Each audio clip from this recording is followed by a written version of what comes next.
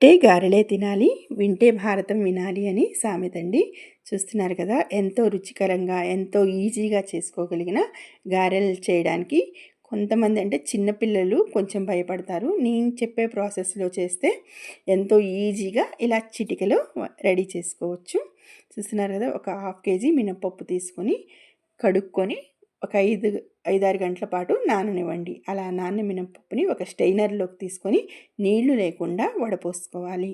తర్వాత గ్రైండర్లో ఈ మినపప్పు వేసుకొని వాటిని ఒక 5-6 నిమిషాల పాటు గ్రైండ్ చేసుకోవాలి. ఇలా గ్రైండ్ చేసుకున్నప్పుడు వాటర్ని ఎక్కడా యూజ్ చేయొద్దండి. వాటర్ పోయడం కానీ అలాంటివి చేయొద్దు.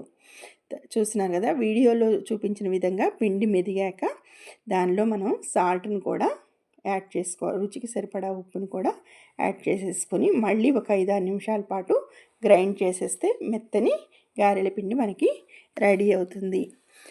తర్వాత ఒక చిన్న అల్లపు ముక్కను తీసుకొని శుభ్రంగా కడిగి తురిమి పక్కన పెట్టుకోండి. తర్వాత 2 మీడియం సైజు పెద్దఉల్లిపాయలను కూడా తీసుకొని సన్నగా ముక్కలు తరుక్కోవాలి.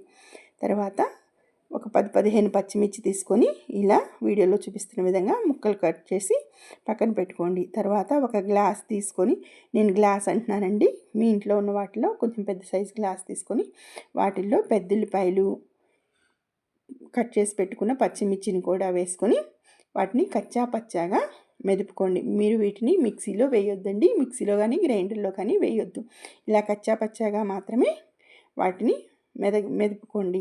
తర్వాత ఇందులో కొత్తిమీర కరివేపాకు వేసుకొని మళ్ళీ ఒకసారి లైట్గా క్రష్ చేసుకొని పక్కన పెట్టుకోండి. తర్వాత అందులోనే చిన్న అల్లం ముక్క తీసుకున్నాం కదా, ఆ చిన్న అల్లం ముక్క తురుము ఏదైతే ఉందో అది కూడా ఇందులో యాడ్ చేసుకొని కొంచెం జీలకర్ర కూడా వేసి ఒకసారి క్రష్ చేసి పక్కన పెట్టుకోండి. తర్వాత చూస్తున్నారు కదా, ఈ విధంగా మెదుపుకున్న వెల్లుల్లి అల్లం పేస్ట్ని పక్కన పెట్టుకోండి.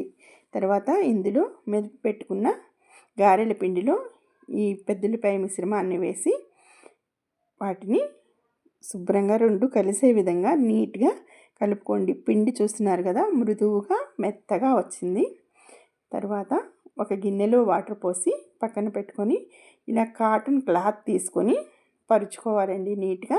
అలా చిన్న ముద్ద గారెపిండి ముద్ద తీసుకొని చెయ్యి తడుపుకొని నీళ్ళల్లో చిన్న చిన్న గారెలు వేసుకొని రెడీ చేసుకోవాలి. తర్వాత మనం ఈ ప్రాసెస్లో ఉన్నప్పుడే స్టవ్ మీద ఆయిల్ పెట్టుకొని వేడి చేసుకోవాలి. చూస్తున్నారు కదా, ఇలా 4-5 వీటిని ఒక్కసారికి 4-5 రెడీ చేసుకొని పెట్టుకోవాలి. మీకు కానీ ఈ వీడియో నచ్చినట్లయితే లైక్ చేయండి, షేర్ చేయండి, సబ్స్క్రైబ్ చేయండి.